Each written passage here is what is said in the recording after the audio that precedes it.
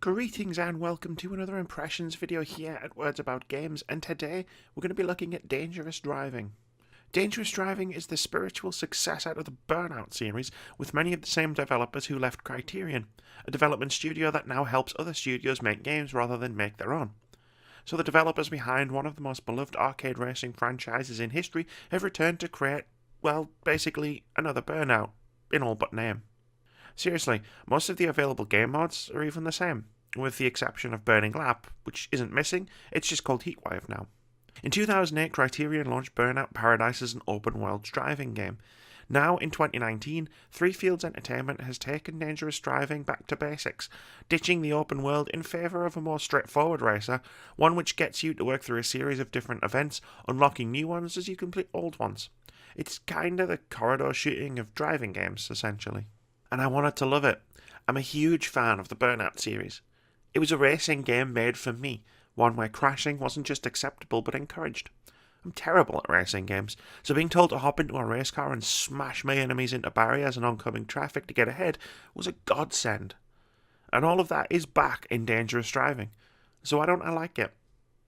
Lots of reasons, unfortunately. The one that drove me to switch off my Xbox and walk away from the game, probably forever, are the technical glitches.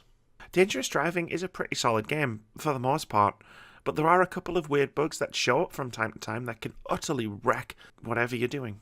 Entering tunnels will cause frame rate glitches, which are bad enough on their own, but when you've lined up a takedown on an opponent at 200 miles an hour, only for the frames to skip and the other car to end up somewhere else on the track, replaced by an oncoming truck you've got no hope of avoiding, it's downright infuriating.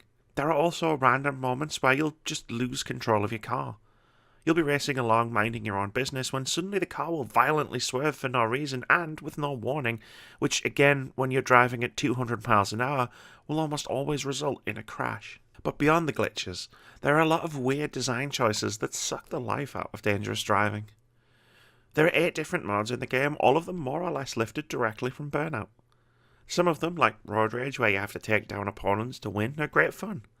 Some are okay, like standard races, where you need to finish first, but you can take down your opponents on the way. Many are just not that great, the ones that focus exclusively on racing, which is almost all of the rest of them. It's not that the racing is bad, the driving mechanics are actually really good. You'll spend most of your time at incredibly high speeds, building your boost meter to go even faster. It's more that the individual mods themselves are just kinda tedious. Pursuit mode, which sees you play as a police car that needs to take down criminals before they escape, is basically Road Rage, except enemies have health bars, so you have to nudge them a bunch of times before you can take them down.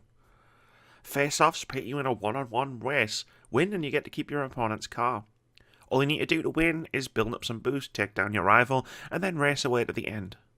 Heatwave gives you a boost meter that constantly refills as long as you don't take your thumb off the button, which sounds awesome in theory, but thanks to the over-the-top traffic density makes it totally random if you'll finish first or last, never in between.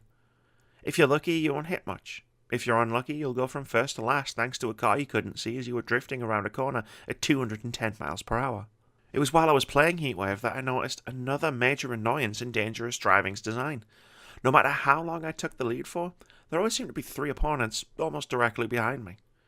If I ever crashed for any reason, even if I had taken the lead and driven a perfect race for 2 full laps, I'd usually find myself in 4th place by the time I got back onto the road.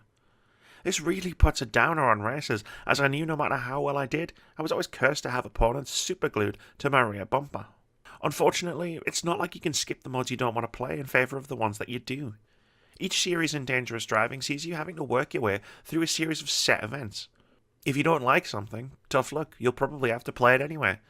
And the laps are so freaking long. A single lap can last anywhere between 2 to 5 minutes, which seems at odds with the otherwise breakneck pace of the game. You'll be playing an event far beyond the point when you start wondering if it's nearly finished, and with no way of seeing how close to the end you actually are. So yes, Dangerous Driving is a game that I wanted to love, but ended up being frustrated by instead. It's a shame, because I love the Burnout games of old, and the arcadey nature of the driving mechanics is pretty great. Nailing a high-speed drift or a double takedown always feels satisfying. But between the dull game modes, the strange design decisions, and the infuriating bugs, I just don't see myself putting any more time into the game. Thank you very much for watching this video. If you've enjoyed it, please leave us a comment, like, or subscribe to the channel if you haven't already. We've got tons of awesome videos coming every week, including review impressions, indie game of the week, debate-driven top 5 lists, video essays, and our weekly podcast where we discuss games, gaming culture, and the games industry. We also stream 3 times a week at twitch.tv/wordsaboutgames. But most importantly, have a fantastic day.